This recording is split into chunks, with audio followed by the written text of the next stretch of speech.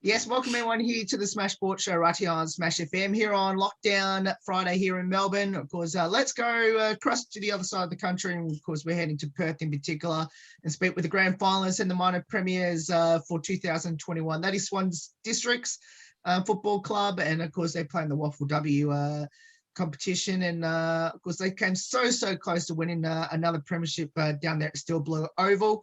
Of course, we've got two very special guests joining us right now to tell us a bit about it. Thanks both for joining us. Hi. I'll get both of you to introduce yourselves and tell us what position both of you play on the field. So I'm Elisa Jelmy, and I'd say probably just a backliner. I was a key back, but we've been thrown around a bit throughout the backline. So I guess I'd just say a defender. I forgot to say my name, Amy Ralph. Yeah. So key defender, back in the back line for Swans, and get to play a bit of everywhere, bit of ruck, bit of forward, bit of everything. About the same, sort of started in defence, and that's predominantly where I play. Usually play on basically the key forward, I guess you would say, but then I've also played a bit of ruck, and even this season played forward for like 2 games. So I don't know what that makes me. A bit of everything. Utility. As I mentioned in the intro, finished the season on top of the ladder as minor premiers, and obviously went to the grand final the hard way throughout the final series. Tell us a bit about the season, and then especially the rocky final series. Yeah, so it was crazy to go. I've never played for a team that has gone almost undefeated for a whole season. It was crazy. We did have a very young team, so it was really good to play with such young girls, and they were full of energy. So going into finals, it was all about, I guess, in a way, grounding nerves and making sure we were ready, even though we did, I'd say maybe not lacked, but we just didn't have as much finals experience because the young girls haven't probably dealt with as much pressure. So we weren't at all like the underdogs, but in a way we did have to try and, I don't know, work around not having as much finals experience. But I didn't for once doubt, regardless of the result of the grand final, I didn't for once doubt our ability at all. I mean, you can look at the season's games, and you can kind of just tell how well we did perform as a team, and how many new players we did get as well. So I don't think the grand final result at all reflected on how our season did go. Just to add on to Liza's, I remember being like actually kind of almost thankful that we lost a game, because it was like, I think it was the game we lost just before one of the elimination finals, and because there was like this mounting sort of pressure. You know, when you're going undefeated for so many weeks, it's like you could just tell everyone's like, who's going to be the team to knock them off their perch. And for me, I'd rather us lose a game before the grand final, so then there wasn't that extra pressure of, oh my God, we haven't lost a game, and so I thought that was quite a good plus it makes you so much more hungrier, like to feel that loss. And I think that was what the team sort of needed, was to kind of feel what it felt like to lose, and no one wants to lose. And yeah, obviously the grand final result was sort of disappointing, but I think we did amazing with such a young team, people learning new positions in the back line. We had a young girl in Jamie Henry, so that was, I think, her first full league season. I think we did amazing, and so proud of the group and what we achieved. And yeah, no one can take away the run of undefeated sort of games. So I don't think anyone's done that. I think Dancy said no team or has done that in history. We got that, man, at least. Rocky final series. It was a very rocky one, wasn't it? You lost to Peel in the second semi, and then you played Subiaco and won that. And then you were going to be playing the grand final, but unfortunately this thing called lockdown that stopped it. Obviously that means the grand final got pushed back another week. What did you try to do to get yourselves ready for grand final, knowing that now because you're in lockdown that everything had to be pushed back a week? I remember Well- Hannah and strength and conditioning coaches, they told us not to, sit on our laurels, and they gave us a bit of a running program that we could sort of do for that extra week. It was important not to, get out of game match kind of thing or fitness. So we were actually, I think, lucky that we lost that game because we didn't lose that extra week of running, whereas I think Peel went straight through to the grand final. So I remember thinking, I'm glad that we've only missed out on an extra week. Like, it gave us time to still do some running and prepare kind of mentally without really losing out on too much. Remember that week, because I made it sure that I had pretty much a footy in my hand, using that hour that we were allowed to go to the park. I took my partner and we were just kicking the footy. I did do, I think, half a running session for one of the days. And then I did a full one on another day as well, because for me, it was just about that touch. I knew I wouldn't lose too much in a week, but I know how easy it is to lose that kind of touch of the footy. So it was definitely just about keeping a ball in my hands, for sure. I have to ask, tell us a couple players in your team that had an awesome season, and you can't include yourselves or each other.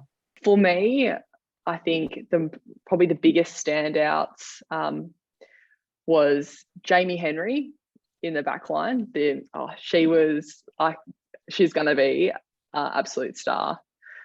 So I bet AFL teams, particularly the WA ones, are just looking at her waiting for her to turn 18, because she is crazy good.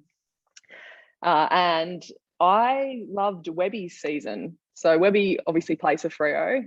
She did spend a couple of games with us, and I just think that she's a phenomenal player. So I think she had a great season as well. My top pick was definitely Coxie, or Jessica Cox, as she's her full name. I feel like she's one of those players where she maybe doesn't necessarily do some big star mark or like a rundown tackle or anything like that, but it's just like the consistency. Like, she just always somehow would get her hands on the ball, and her precision and ability to deliver was just, I would watch the game back being like, how on earth did she do that? So she's incredible midfielder. Plus, she's just got such dedication. You can just tell she's just wants to hone her craft and is always looking for feedback on how to be better. And I really admire that in a player. So she's my top pick. What about your coach, Adam? At first, I had never met Dancy before. I had just heard, I had heard good things before I met him.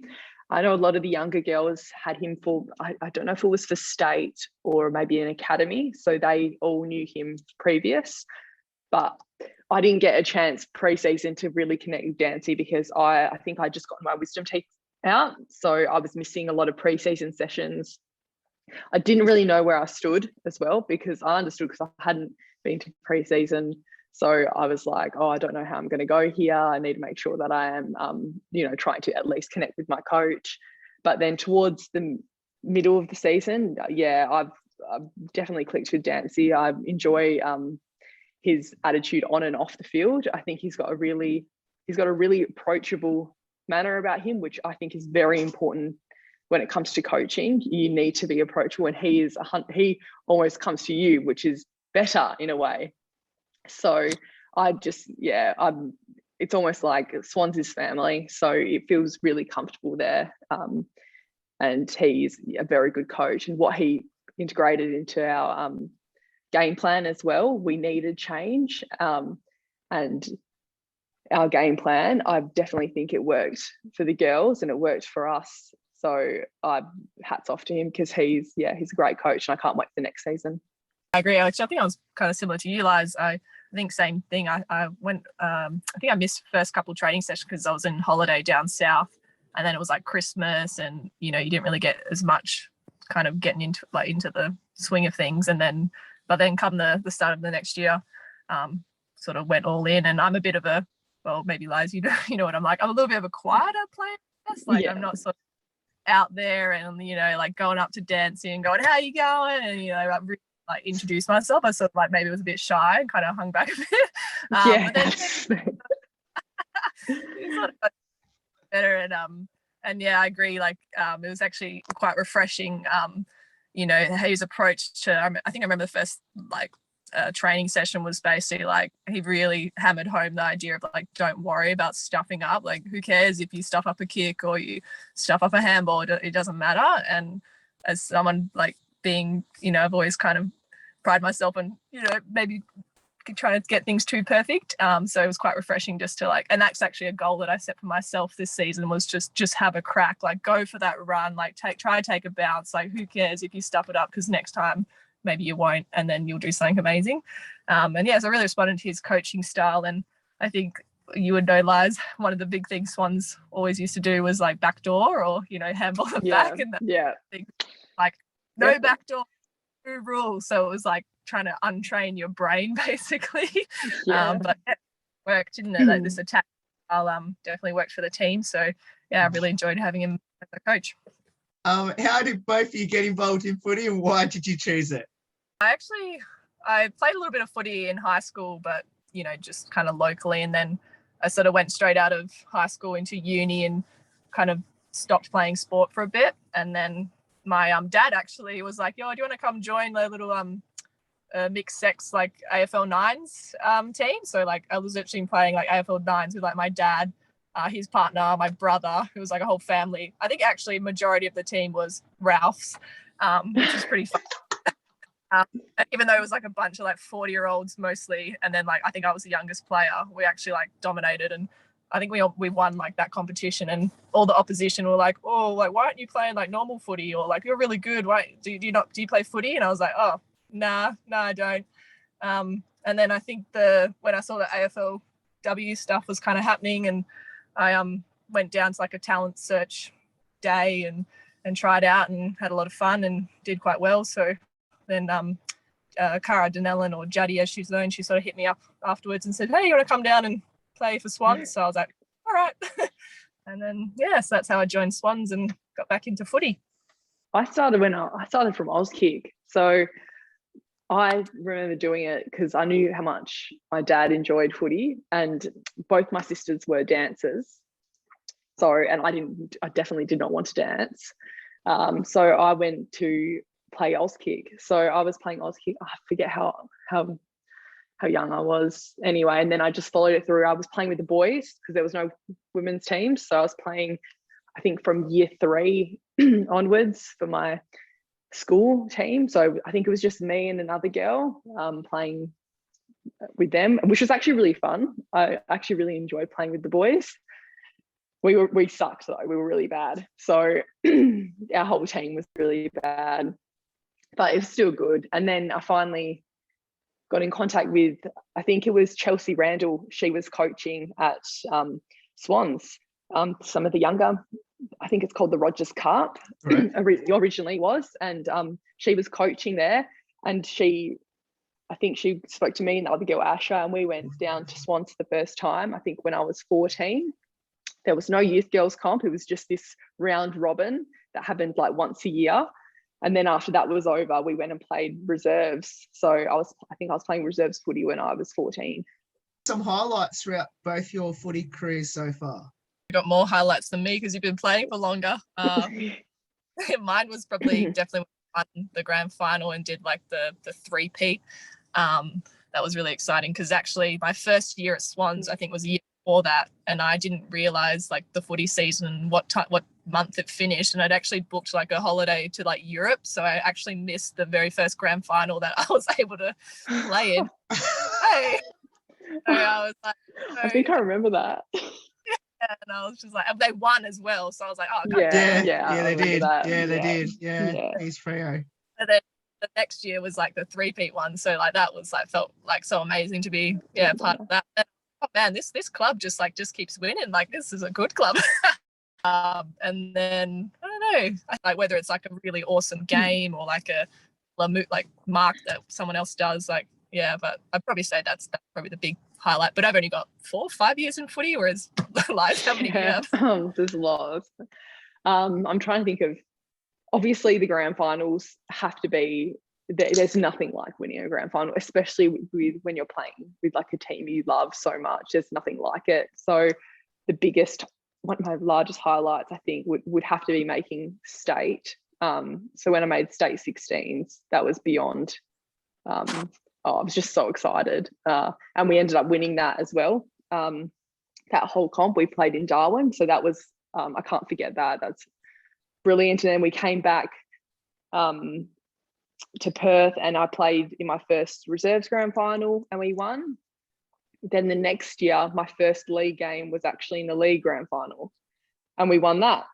So that was, it was a pretty good run. And then obviously the three-peat would have to be on there. So I think, definitely my premierships with Swans and plus the premiership with my state 16s was brilliant. Obviously, both you mentioned right at the start what position both you play on the field. If you had a preferred position, would you like to convince your coaches to put you, where would that be? I think it really does depend on, I guess, fitness and stuff. Like if I was at peak level fitness and I was playing my best footy, I would want to be on the ball 100%. So, but in the fitness that I'm at now, I'm definitely happy as a defender. So I obviously you have your moments where you dream of, kicking goals and stuff like that. But I think in the last couple of years, I haven't had that. It's been more being an on bowler rather than being like a forward or anything. It'd be fun to not have to follow people around, but I definitely think that playing like a midfielder position would be really good when I've got fitness.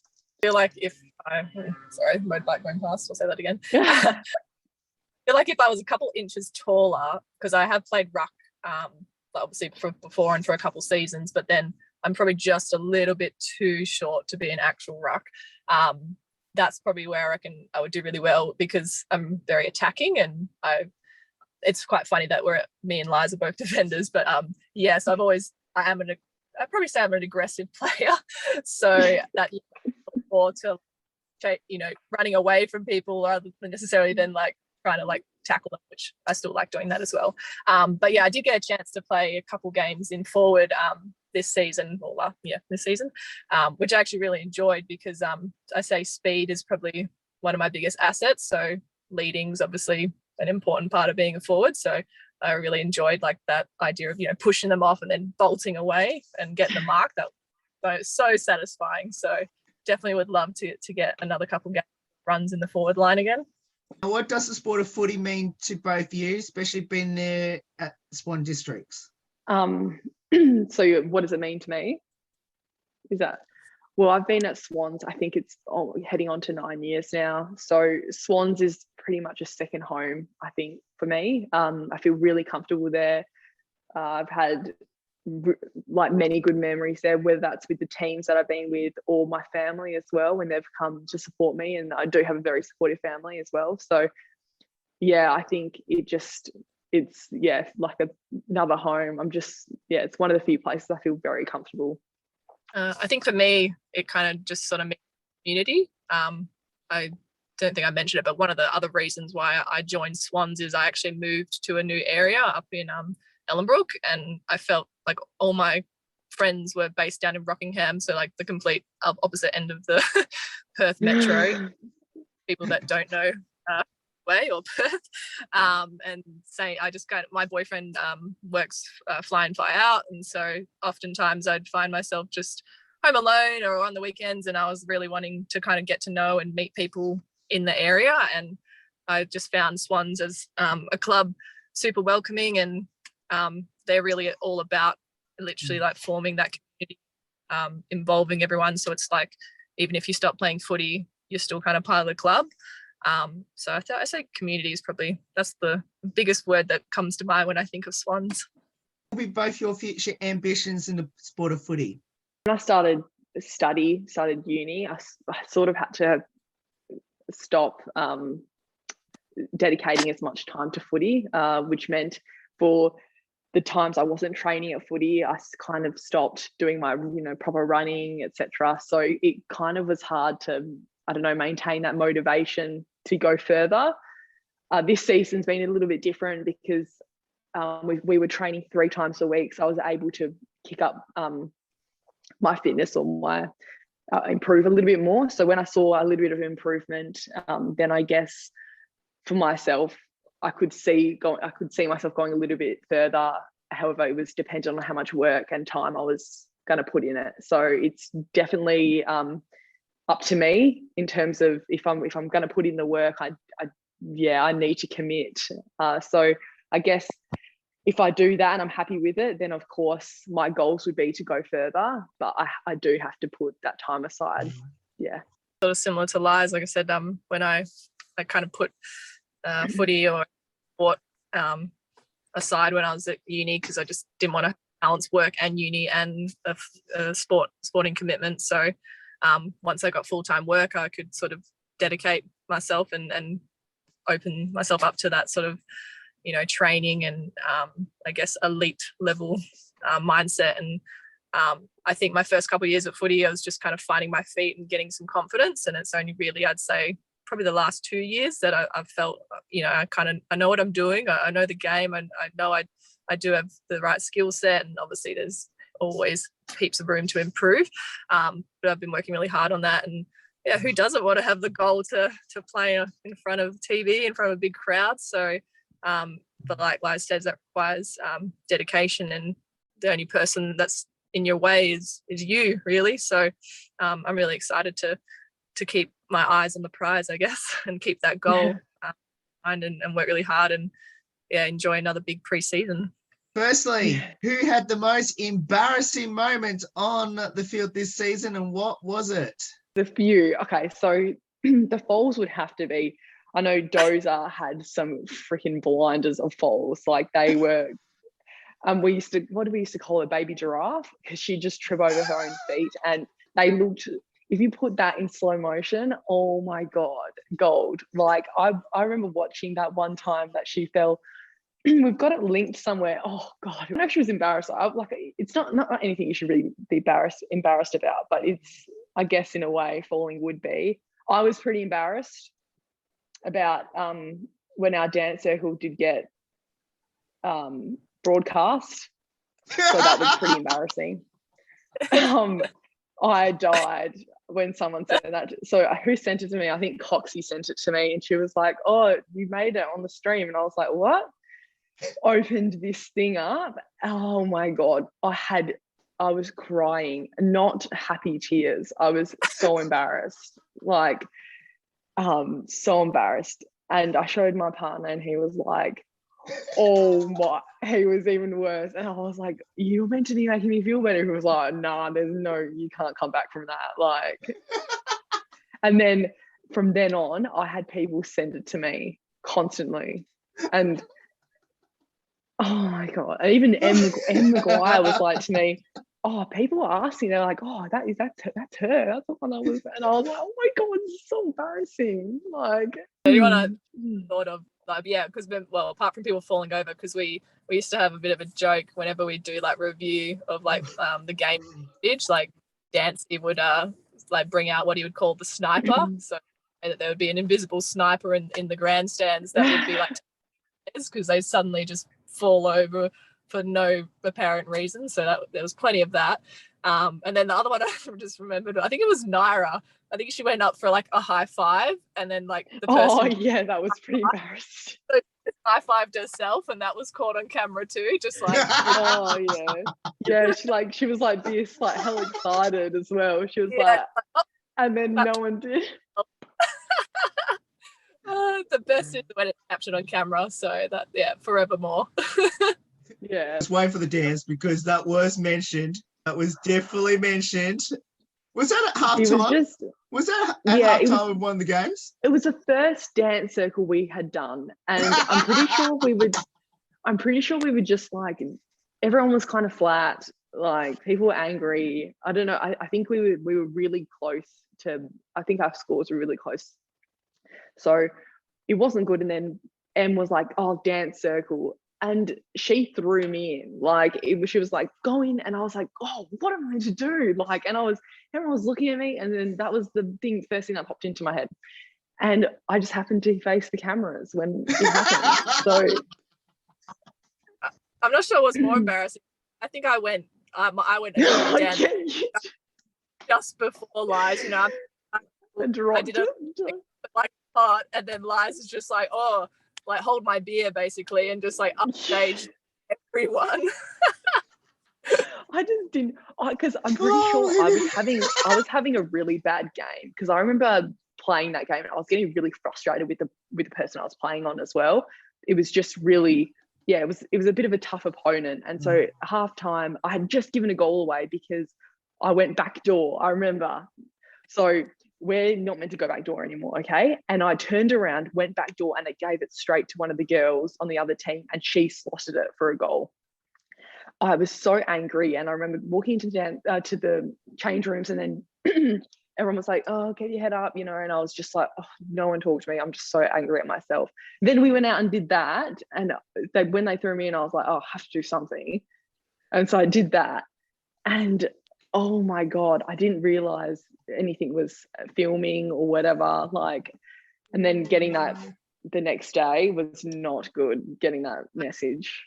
My favorite part, you watched the game back, was like the commentators had like the camera on us, like, and then it just panned across to like East Frio, just like hell serious, like just running and like doing little like warm up jog, and then it's like us there, just like like dead. Yeah, like, I think I think the commentating was most embarrassing as well, because they're like, "Oh, better get the camera off that group." Like, yes, that was mentioned. Yes, all this was mentioned. Yeah, they were like, "Oh, I don't think we've seen a twerk on the stream before." Like, oh my God, it was just so bad. And they called me out, so they're like, "Oh, that's Jelmy." Like, "Oh, you don't have to put my name on it." Like, you could just anyway. So took me a while to get over that one, and then Dancy was kind enough to bring it up in every pre-meeting, so which is what he led with every single time. You know what's harder? I've been trying to actually find more dance moves for next season, because I was running out of dance moves by the end of the season. I was like, "Oh, I'm just going to keep shaking my bum. Like, there's nothing else I can do." I've seen some pretty cool on TikTok, so I might bust some of them. So that's why I was thinking. I was like, I'll maybe, you know, craftier next season. Like, but you got to step it. I have to step it up now. Definitely. Who's the comedian, the best singer, and the best dancer on the team? Well, I think we might have just answered one of those. Okay, so comedian. I'm actually not too sure. I'm trying to think of. I know Mel likes to think she's funny. She definitely likes to think she's funny, and she does get me sometimes. But I feel like she might be the comedian. I'm obviously the best singer. No, I definitely suck at singing. So, but I do sing the loudest when it's pre-game. I do like getting everyone revved up. Who else sings with me? I can't think of like anyone singing. I was like, maybe Naira. I think she's just more. No, she's more of like the TikToker in like the change rooms before that set up. Yeah, we've got a couple of TikTokers. It's a problem. Stribbles likes to TikTok, and so does Naira. Mel does. Yeah, they like a good TikTok. It's funny because their average age is probably 16 as well. So you can definitely see that. They're the ones that are still keeping snap streaks as well. We're like, what's a TikTok? Yeah, exactly. I'm like, what are you talking about? Jeez. And those little biscuits, those clock biscuits, that's what I think a little TikTok is. Yes. Yeah, those colour ones. Yeah. I know what you're talking about too. Yeah. Oh, yeah, those ones. Jeez. No. Oh, that's the first time someone's actually mentioned the TikTok biscuit. Yeah, I eat a lot of food, so I'm a bit of a foodie.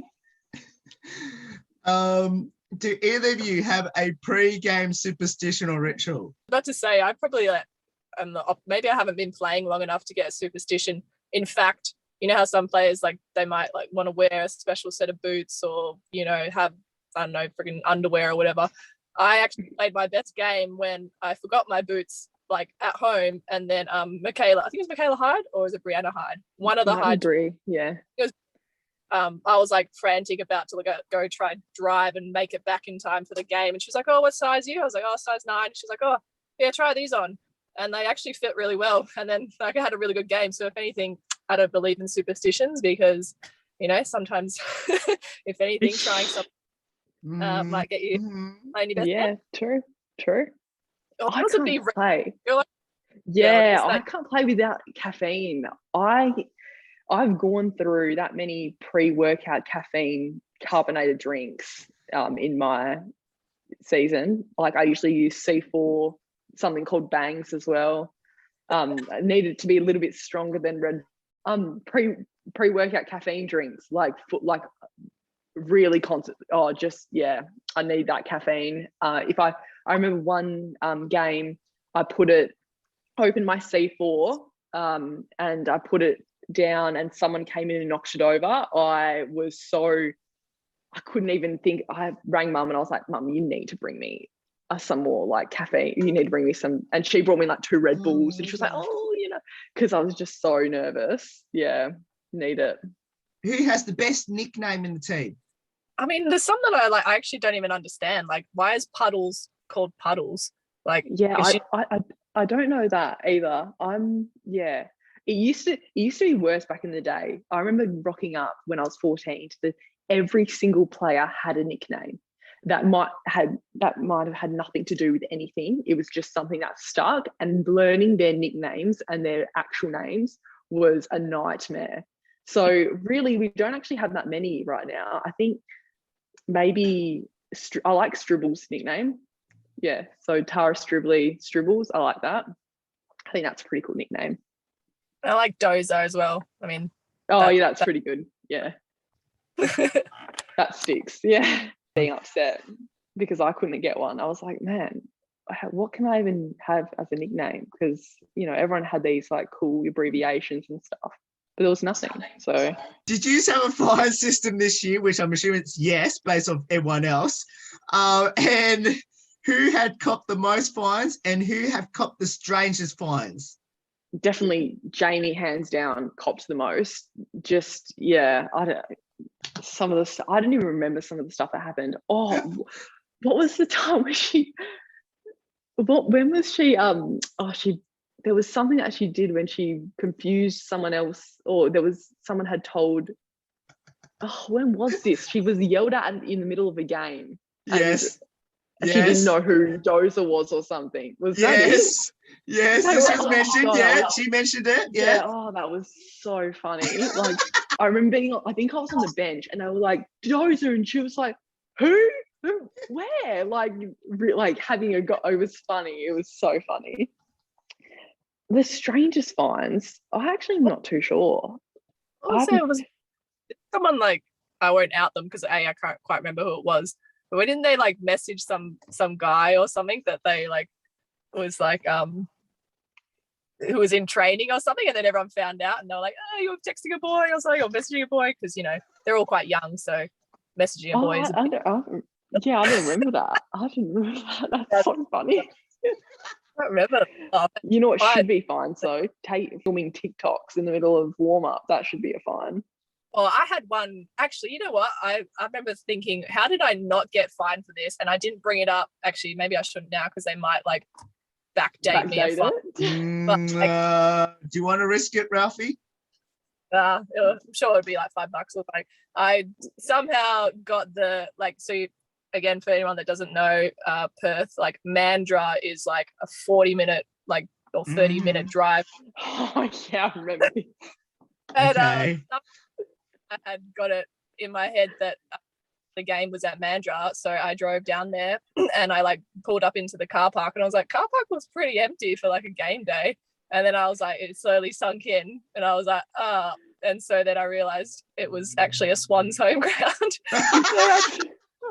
I actually remember the moment that we realized that you must have gone to Mandurah. We were all ready in our gear, ready to run out to do, the kick to kick.